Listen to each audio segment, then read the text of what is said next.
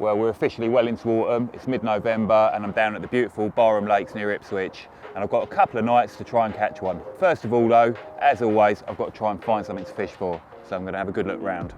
Finding the fish can be a little bit trickier at this time of year. The weather is against you, the daylight hours are against you. Yeah, often they're not quite as active, giving you that opportunity to find them. I'm looking for much subtler signs. I'm looking for fizzing primarily, but also carp showing, because one carp show can really show you the area that they're in, and that allows you to pay a little bit closer attention, and maybe you will see some signs which you wouldn't have seen otherwise. I got really lucky as I walked onto the lake. In the first swim, one's jumped. And I wouldn't actually have looked in here normally. It's kind of on the back of the wind. There were loads of coots diving and birds diving, but as I paid a little bit of attention, I could see a bit of fizzing. Now the wind is coming and going. At the moment there's a bit of a ripple and it's difficult to see, but when it dies down, I can see 2, 3, 4, 5 patches of bubbles out there, so there's definitely a couple of fish about. I know it's quite weedy out there still. There's a lot of cabbages in this lake in the summer, and they haven't all died off yet. You can see them in the edge where the water is a little bit clearer. So yeah, finding a clear spot is actually going to be the hard bit. So I think I'm going to use the pole for stealth, because there's fish out there and it is shallow, and I'm going to draw for the deeper, which in this situation is perfect for finding a little clear spots to drop a little bit of bait on. For most of the year I use a multi-rig. It's only just after spawning, when the fish are behaving a little bit differently, that I tend to use a bottom bait. They're a little bit more wary of a pop-up at that time of year, but by the time we get back into the autumn, I'm back on the multi again, fishing a low-lying pop-up, and certainly it becomes very effective when there's leaf detritus. You know, it's much more difficult to present wafters and bottom baits at this time of year. Usually a match for hatch. As it gets colder and into winter, I might make that a more high-vis pop-up, but yeah, at the moment it will definitely be match for hatch and a small 15mm pop-up on a multi-rig. Well, there's a fair few pads and bits of cabbage out there. I'm just looking for something a little bit cleaner. That looks hard there. I'm going to drop that. Okay, so you can actually see the spot where I dropped it there. The bottom's quite hard. I think I may have dropped it over the top of a pad, like I felt the line catch off it, but the lead went down nicely and I got a good drop. So I'm confident that I'm presenting there nicely, and that is literally right where that fish showed.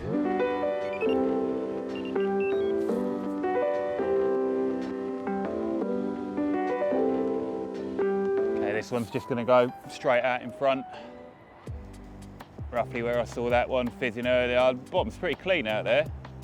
Yeah, that'll do us there, I think. Good drop. Okay, we're fishing, 2 rods in the area.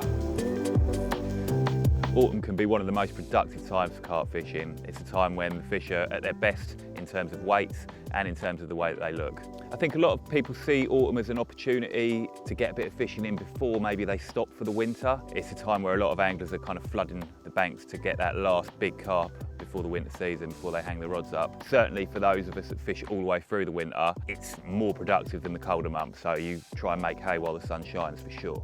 So although this swim looks actually quite bland, this lake's full of features. There's sunken bars and islands, and there's 1, 2, 3 islands in a line further down from here, and some deep water in between. So there's lots of places where the carp could potentially be patrolling and held up. So it makes sense to have a third rod out and not to put all my eggs in one basket. During the summer months, and certainly, you know, in warmer weather, you might find those open water areas, those deeper areas, a little bit devoid of fish as they gravitate towards the snags and the weed and the upper layers. But as it gets cooler through October, November, December, you'll find them moving out into the deeper areas where they're harvesting those bloodworm beds, where all the larvae are in the silt, and often areas where there are very few features, just large open expanses of water, can be very attractive to the carp. Again, it's something where you have to pay attention for those subtle shows and for those subtle feeding signs. Well, I count myself quite fortunate to have seen that show earlier on, because it really kind of zoned me in onto this area. And while I was setting up, there was a little bit of fizzing going on, and another fish showed while I was setting up. So I've got 2 rods on that area in amongst the pads, and I've set up a 3rd rod, and I was just kind of waiting to see what happened because there is quite a lot of water in front of me. I flicked it out, but about half an hour ago, just as it was getting dark, one rolled about 60 or 70 yards in front of me in open water.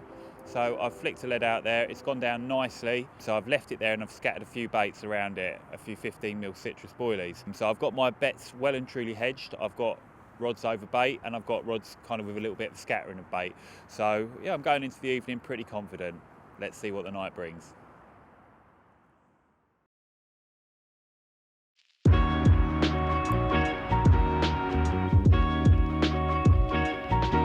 My fishing changes in the autumn. I have to adjust my approach slightly. You know, I do a lot of stalking and floater fishing in the summer, and that kind of comes to an end, you know, as we hit those cooler months. So I tend to do a lot more bubbler chasing and looking for opportunities in different ways. A lot of it's a lot more out in the lake, in the deeper water, but that doesn't mean that you can't find opportunities and catch carp quickly. So I've been for a walk. I'd sat for most of the morning. That's 2 different fish fizzing there now. Basically, I've come and found a little bit on the back of the wind in a bay called Barham Bay, and there's definitely at least a couple of fish here feeding. So yeah, it's actually not far from my swim, even though it's on another lake. So I think I'm going to go and grab a rod, grab a few pole sections, and come and have a little go. I might even stay the night here, but I'm at least going to have a little go this afternoon. I've got 3 or 4 hours before it gets dark, so well enough time for a bite. Fishing for fizzers isn't an exact science. On some venues it works very, very well just dropping it on top of their heads. However, what I did find is that dropping on the fizzers is that they kind of shied away from it, and whether that was the bait or the rig actually itself landing in amongst them, or whether them coming across the rig and not wanting to eat it, I don't know. But it was quite noticeable that after dropping it, a few minutes later the fizzing would stop and start somewhere else, you know, a few yards away. However, you know, when you believe in something, you have to really persist with it, and fishing for bubblers with the pole requires a little bit of patience and a little bit of persistence, because you don't always catch them first drop. Sometimes you have to chase them a little bit, and that's exactly what happened. I ended up having to drop 2 or 3 times, and eventually, 15 minutes after, I had a bite.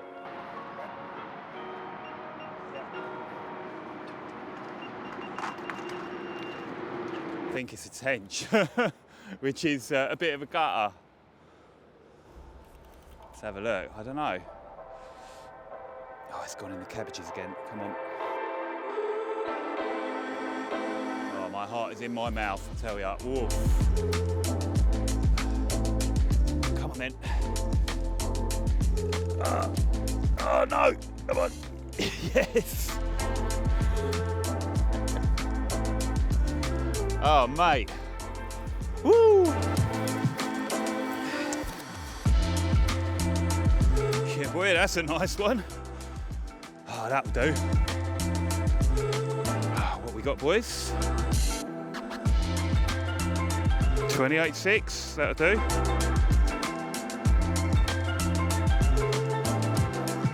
Glorious autumnal mirror. Spotted a few fizzing on the back of the wind. Yeah, and this was actually the second time I dropped at them. The first time they stopped fizzing and moved a little bit further, so I had a redrop, and yeah, took about 15 minutes, and wow, what a really nice carp. I actually thought it was a tench. Halfway through the battle, it steamed towards me and didn't feel like there was much on the end, and then it absolutely beasted me in the margins. Lovely carp. Okay, so I'm not going to stay here. I had planned to stay, but having nicked this bite, I'm going to put a little bit of bait in, go back and do the night where I was, and maybe drop back in the morning and have a look, see if they're about. But there was definitely more than this one here, so could be a chance of another one, but really pleased with this one. Lovely carp.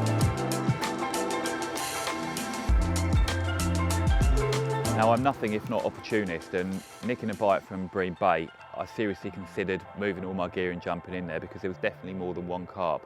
However, as I went back to get my mat, I could see fizzing in front of my swim, you know, in my old swim where my gear was still set up. So I decided I'd try and hedge my bets. I was going to put a little bit of bait in Barham Bay, check it in the morning, and then go back and fish my original swim where I knew there were definitely carp present as well. I think at this time of year, a hybrid approach can be really effective. So you can stay mobile, keep your eyes out for, you know, activity and opportunity, but also put a little bit of bait in, prime a couple of areas, and that gives you something to drop on and something to certainly keep looking at and returning to when you can't find anything else.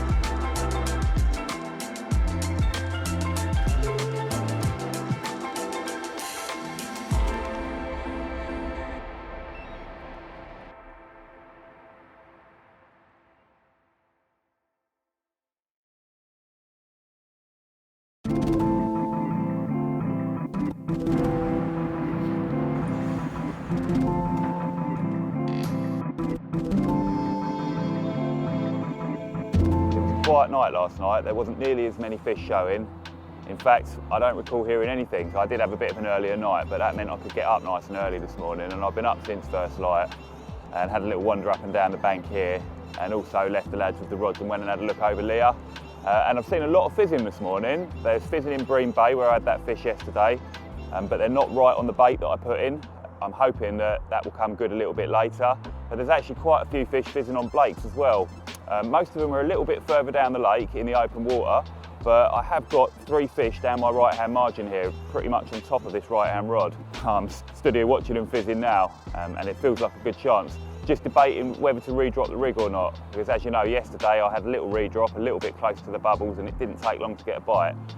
It's something that I'm confident doing, so that's a temptation. Otherwise, I'm just going to sit tight, have a cup of coffee, and see what develops. Drop it right on his head. Literally, do you know what? I think that's shallow there where they're fizzing. How mad is that? Now, the wind had finally died down. For the previous 2 days, it had been quite strong, and you couldn't really see most of the lake, but it was flat calm, and there was a hell of a lot of bubbling in front of a swim, which obviously doesn't get fished that much. Well, I only put this rod out about half an hour ago, but as I've stood here watching, there's really a lot of activity down the lake there, just 2 swims down out in open water. Too much for me to ignore. I reckon there's 10 or 15 fish feeding there, and that's a really good opportunity for me. Yesterday there weren't nearly that many feeding, and I managed to nick a bite, so I'm just up in sticks.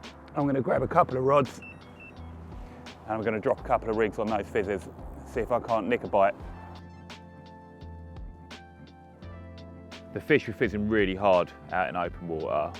It was obviously quite a soft bottom, and as I shipped rigs out, I dropped both of them on top of bubblers, but neither were particularly good drops. I felt the lead down, but there was like a secondary sort of drop.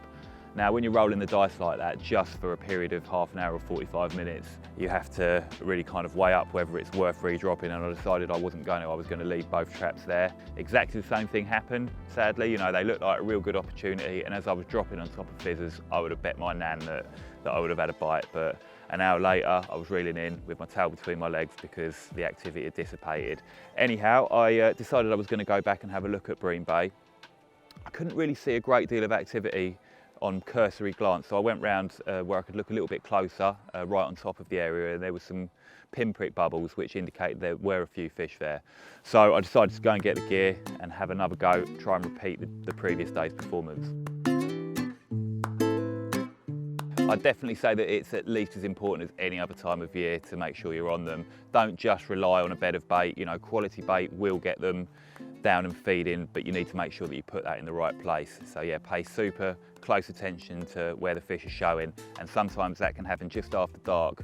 So yeah, don't necessarily settle down for the night and put the TV on and, you know, cook your dinner. That time just after dusk is the most important time for location.